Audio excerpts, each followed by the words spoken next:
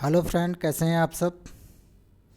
उत्तर प्रदेश में भी विशेष शिक्षक भर्ती का आगाज़ हो गया है, जो कि सर्वप्रथम पहली वैकेंसी जो है रेगुलर भर्ती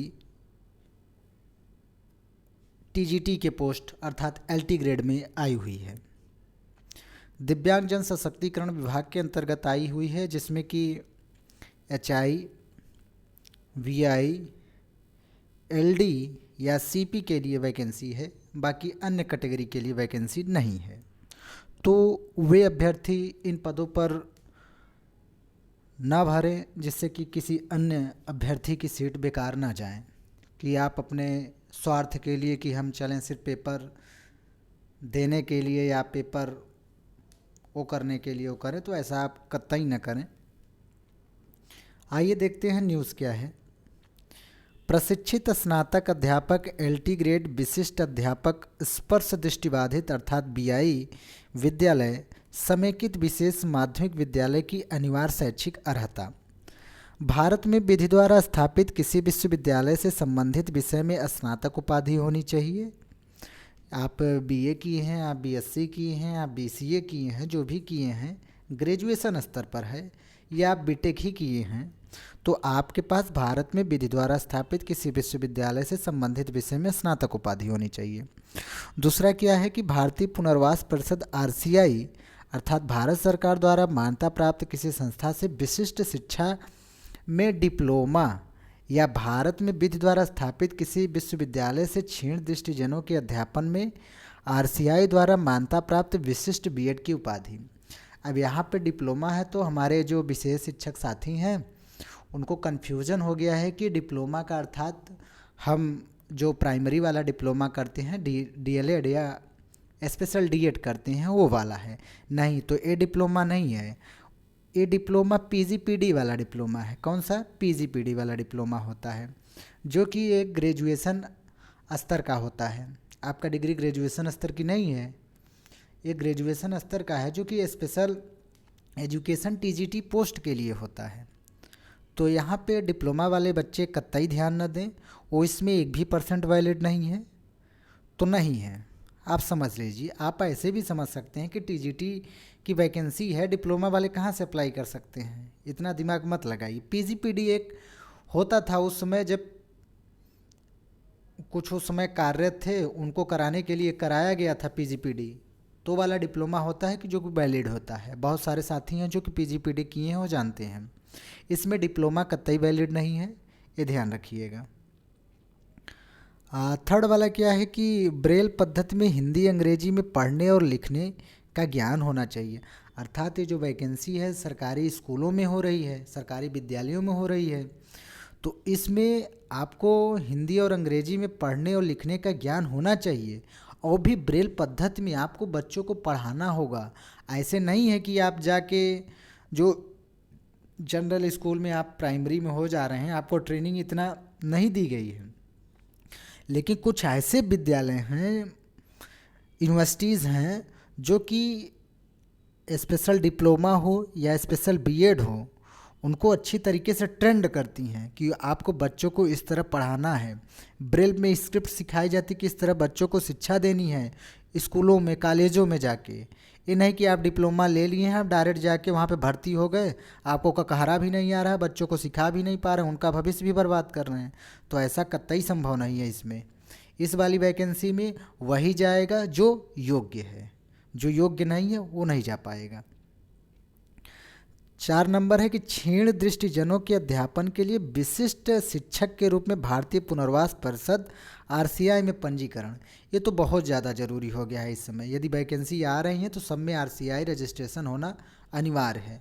पहले होता था कि आरसीआई रजिस्ट्रेशन आपका ज्वाइनिंग के बाद भी हो जाएगा तो कोई दिक्कत नहीं, लेकिन अब क्या है कि आरसीआई रजिस्ट्रेशन पहले मांग रहा है।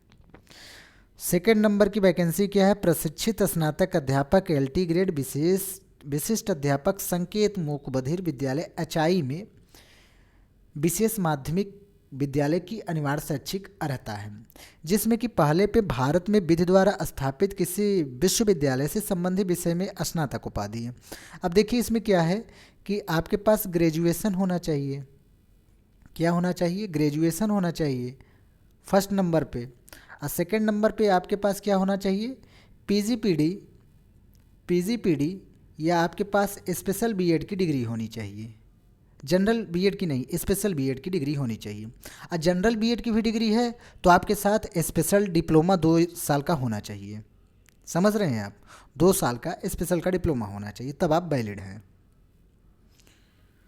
तो वही इसमें भी है कि आपके पास सांकेतिक भाषा में हिंदी अंग्रेजी में पढ़ने और लिखने का ज्ञान होना चाहिए।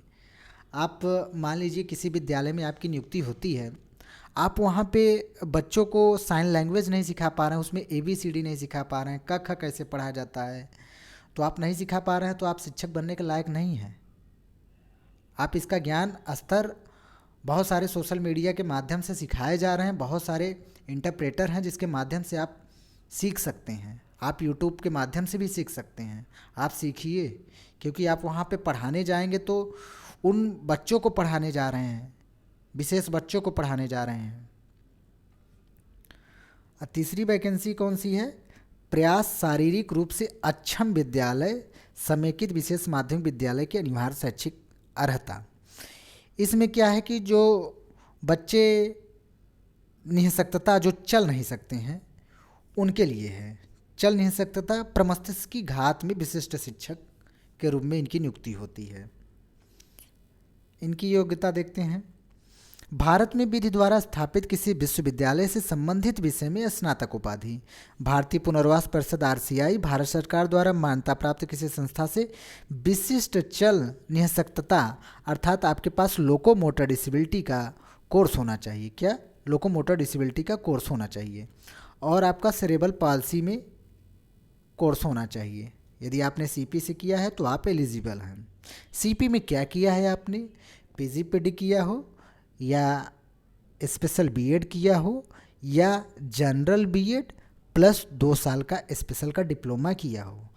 एक बार फिर से कह रहा हूँ कि इसमें केवल स्पेशल DEd अलाउ नहीं है। अधिमानी अर्हता में आप प्रादेशिक सेना में कम से कम 2 वर्ष की अवधि तक सेवा की हो या राष्ट्रीय कैडेट कोर का B प्रमाण पत्र प्राप्त किया हो तो आप वैलिड हैं। आयु सीमा इसमें अच्छी खासी है कि 21 साल से 40 वर्ष के बीच में होनी चाहिए और अधिकतम दिव्यांगजनों हेतु 55 वर्ष है। अभ्यर्थी का जन्म 2 जुलाई 1970 के पूर्व का नहीं होना चाहिए। तो अधिकतम आयु भी है अच्छी खासी। और आइए आगे देखते हैं जो मेन पॉइंट है, बाकी तो सब आप पढ़ सकते हैं यदि सिलेबस दिख जाए तो। रुकिए, अब आते हैं हम सिलेबस में कि दिव्यांगजन सशक्तिकरण विभाग के अंतर्गत जो स्पर्श दृष्टिबाधित विद्यालय के टीचर नियुक्त होंगे उनका सिलेबस क्या है। सिलेबस में हम देखते हैं कि प्रथम चरण प्रारंभिक परीक्षा में 2 पेपर होगा, एक प्री होगा एक मेंस होगा। प्री आपका क्वालिफाइंग नेचर में है जहाँ तक, और सेकंड वाला जो है आपका लिखित परीक्षा है, उसके नंबर जुड़ेंगे। प्रश्न पत्र की संख्या क्या है, प्रश्न पत्र का प्रकार जो है पहले में फर्स्ट पेपर में जो है वस्तुनिष्ठ ऑब्जेक्टिव होंगे। प्रश्नों की संख्या 150 होगा जिसमें सामान्य अध्ययन के 30 प्रश्न, प्रत्येक वैकल्पिक मुख्य रहेंगे।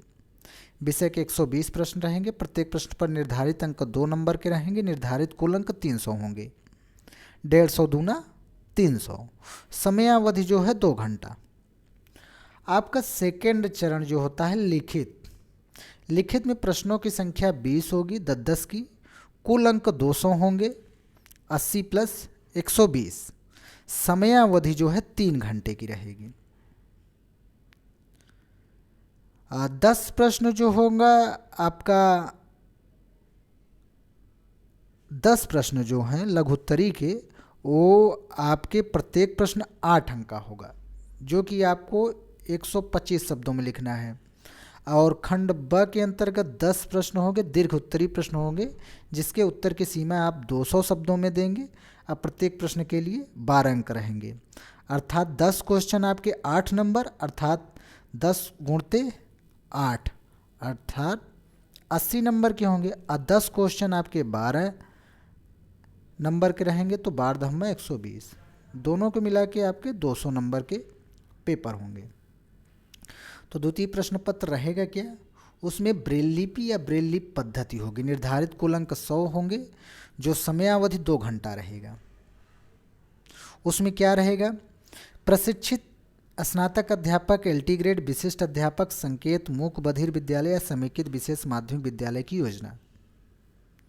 तो ब्रेल लिपि से आपके 100 अंक के रहेंगे, ये जो है अचाई वालों का। इसमें भी प्रश्न पत्र की संख्या वही रहेगी, सेम एकदम वही है। अब सिलेबस दिख जाए तो आपको सिलेबस बता देते हैं। एलडी का भी सेम वही है। दिव्यांग, तो सिलेबस देखते हैं। अब आपका सिलेबस है द्वितीय चरण के लिए, जो बीआई से हैं, ब्रेल लिपि जिनको पढ़ाना है ब्रेल लिपि पे, तो ब्रेल 6 डॉट पद्धति का ज्ञान होना चाहिए आपको। ब्रेल की सप्त पंक्ति पद्धति का विश्लेषण करने की क्षमता होनी चाहिए, इकाई 1 में है। अर्थात आपका फर्स्ट यूनिट जो है ब्रेल 6 डॉट पद्धति का ज्ञान होना चाहिए। ब्रेल की सप्त पंक्ति पद्धति का विश्लेषण करने की क्षमता होनी चाहिए। हिंदी और अंग्रेजी ब्रेल वर्णमाला का ज्ञान होना चाहिए आपको। विराम चिन्ह, capital sign indicator, italics sign indicator, comma, full stop, semicolon, colon, bracket, उद्धरण चिन्ह, विस्मयादि बोधक चिन्ह, हाइफन, डैश, दीर्घवृत्त, प्रश्नवाचक चिन्ह। अंग्रेजी ब्रेल ग्रेड सेकंड का ज्ञान, संकुचन, लघु रूप और संक्षिप्तीकरण आपको आना चाहिए। आपने बीएड किया हुआ है, आपके वीआई कोर्स में सारे सिलेबस मेंशन हैं, आप देख सकते हैं। इकाई 3 जो है ब्रेल लिपि को लिखने के लिए उपकरणों का ज्ञान होना चाहिए। Braille slate, stylus, pocket frame, baler और पार्किंसन स्टाइल की बोर्ड का ज्ञान होना चाहिए। कागज़ रहित ब्रेल, ब्रेल एम्बोसर और डुप्लीकेटर, ब्रेल रूपांतरण सॉफ्टवेयर जैसे Duxbury Braille translation, DVT, Braille note taker और रिफ्रेशेबल ब्रेल डिस्प्ले का ज्ञान होना चाहिए।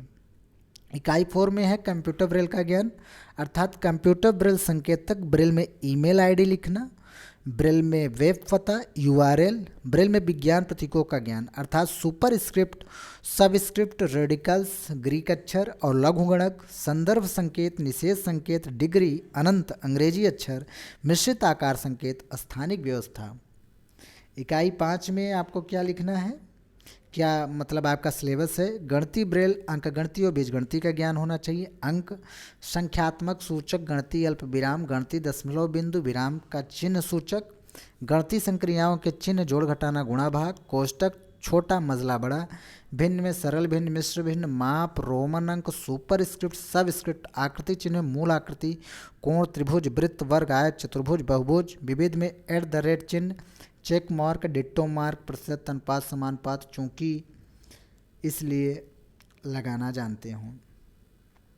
तो भाई साहब बीआई का सिलेबस है, आपको अच्छा खासा नॉलेज हो जाएगा यदि आप इस सिलेबस को कवर कर लेंगे तो। वीआई का हो गया। अब एचआई का देखते हैं। विशिष्ट शिक्षा सांकेतिक भाषा। भारतीय सांकेतिक भाषा का इतिहास में उत्पत्ति, विकास और अन्य बोले जाने वाली भाषाओं का भारतीय सांकेतिक भाषा के साथ संबंध, भारतीय सांकेतिक भाषा की विधायी स्थिति, विभिन्न सांकेतिक भाषाओं का परिचय, बधिर संस्कृति और भाषाई पहचान के पहलू। यूनिट 2 में है संचार के तरीके, संचार की विधियाँ, मौखिकवाद, संपूर्ण संचार और शैक्षिक द्विभाषीवाद, संचार की चुनौतियाँ। इकाई 3 में भारतीय सांकेतिक भाषा की संरचना और व्याकरण, भारतीय सांकेतिक भाषा के नियमबद्ध और अनियमित घटक, शब्द स्तरीय संरचना, वाक्य प्रकार, संकेतों का अर्थ। इकाई 4 में है कि भारतीय सांकेतिक भाषा में अभिव्यक्तियाँ, अभिवादन शब्द, वर्णमाला एवं संख्याएं, महीनों के नाम, रंगों के नाम, प्रश्न, फलों के नाम, भोजन, सब्जियों के नाम, स्टेशनरी, परिवहन के साधन, दैनिक दिनचर्या गतिविधियाँ। इकाई 5 में है भारतीय सांकेतिक भाषा, व्याकरण और उपयोग, भारतीय सांकेतिक भाषा सामग्री की खोज के लिए भाषा संसाधनों का उपयोग, भारतीय सांकेतिक भाषा व्याकरण और उपयोग, वाक्य प्रकार, सरल कथन, प्रश्न, नकारात्मक, लोगों और वस्तुओं का वर्णन करना, विशेषण और विलोम, सर्वनाम और रिश्तेदारी शब्द, समय, संख्या और माप के अभिव्यक्ति, क्रियाएं और संकेत स्थान का उपयोग, उपलब्धता होना न होना। तो इकाई 5 तो ये सिलेबस था। सिलेबस आपके कंप्लीट हो चुके हैं। अब हम देखते हैं कि किसमें कितनी वैकेंसी अपने दिव्यांगजन साथियों के लिए आई हुई है। तो प्रशिक्षित स्नातक एलटी ग्रेड बीआई के लिए वैकेंसी, जिसमें आपकी अंग्रेजी में रिक्त पदों की संख्या 1 है, अनारक्षित पदों की संख्या 1 है, बाकी किसी कैटेगरी में भी एक भी पोस्ट नहीं है, जैसे कि डब्ल्यूएस हो गया, ओबीसी, एससी, एसटी, दिव्यांग, किसी के लिए नहीं है। गणित में टोटल 7 पोस्ट है, जिसमें जनरल की 3 पोस्ट है और ओबीसी की 2 पोस्ट है और अनुसूचित जाति की 2 पोस्ट है। बाकी किसी कैटेगरी में कोई पोस्ट नहीं है। महिला की 1 पोस्ट है, महिला की 1 पोस्ट है गणित में। विज्ञान में 10 पोस्ट है, जिसमें 3 जनरल की पोस्ट है, 1 पोस्ट ईडब्ल्यूएस की है, 3 पोस्ट ओबीसी की है और 3 पोस्ट अनुसूचित जाति की है और 2 पोस्ट महिला की है। जीव विज्ञान में भी इसी तरीके 4 पोस्ट हैं, 1 पोस्ट अनारक्षित की है, 1 पोस्ट ओबीसी की है, 2 पोस्ट अनुसूचित जाति की है, बाकी अन्य कैटेगरी में किसी की नहीं है।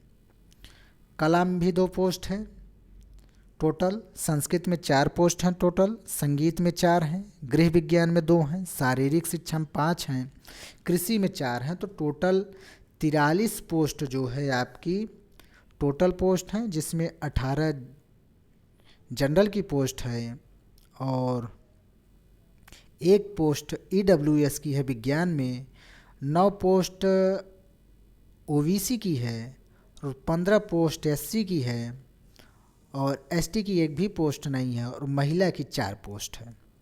ये वीआई की पोस्ट थी। अब हम चलते हैं एचआई की तरफ। एचआई में हिंदी की टोटल 2 पोस्ट है, अंग्रेजी की 2 पोस्ट, गणित की 5 पोस्ट, विज्ञान की 4, सामाजिक विज्ञान की 1, जीव विज्ञान की 3, कला की 1, संस्कृत की 1, गृह विज्ञान की 1, शारीरिक शिक्षा की 2, कृषि की 3। टोटल पोस्ट 25 हैं, जिसमें जनरल की 13 हैं, ईडब्ल्यूएस की 0 हैं, ओबीसी की 5 हैं, एससी की 7 हैं, एसटी की पोस्ट 0 हैं और महिला की 1 पोस्ट है एचआई में। उसी प्रकार एलडी और सीपी के लिए है। हिंदी की 1 पोस्ट, अंग्रेजी की 1, गणित की 2, विज्ञान की 2, सामाजिक विज्ञान की 1, जीव विज्ञान की 1, कला की 1, संस्कृत की 1, शारीरिक शिक्षा की 2, कृषि की 1। टोटल 13 पोस्ट है, जिसमें जनरल की 11 पोस्ट हैं और 2 पोस्ट एससी की हैं, बाकी किसी की सीट ही नहीं है। तो ये आपकी वैकेंसी है। एलडी की भी बची हैं क्या अभी? नहीं, टोटल पोस्ट हो गई। हमने देख लिया कि किस प्रकार से वैकेंसी आई हुई है। जो एलिजिबल हैं बीआई के साथियों के लिए बहुत बहुत बधाई कि उनकी वैकेंसी अच्छी खासी मात्रा में है। बाकी के लिए तो कम ही पोस्ट है, लेकिन बीआई के लिए 43 पोस्ट टोटल आई हुई है। 81 पोस्टों में आधे से ज़्यादा है उनकी पोस्ट। तो सर्वप्रथम एक ही डिप्लोमा वाले इसमें एलिजिबल नहीं हैं, जो स्पेशल डीएड करके आए हुए हैं साथी हैं, वो साथी फॉर्म न भरे। वीडियो यदि अच्छी लगी हो तो देखिएगा और यदि कुछ न समझ में आए तो कमेंट बॉक्स में कमेंट करिएगा। वीडियो को देखने के लिए धन्यवाद।